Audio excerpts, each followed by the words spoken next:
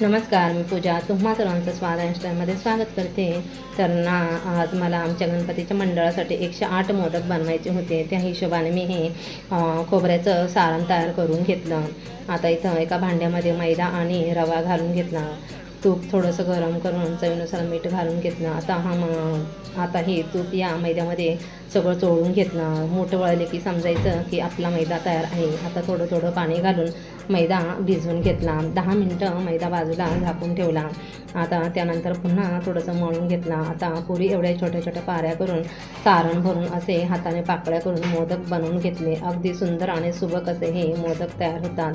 तुम्हीसुद्धा असे हे मोदक नक्की करून बघा. असेच मी सगळे मोदक बनवून घेतले. त्या दिवशी साधारण 90 मोदक बनवले होते आणि बाकीचे उरलेले दुसऱ्या दिवशी बनवले. आता कढईमध्ये मंद गॅसवर तेल तापले की सगळे मोदक तळून घेतले. तुम्हाला हा व्हिडिओ आवडला तर लाईक शेअर सबस्क्राईब करायला विसरू नका. धन्यवाद.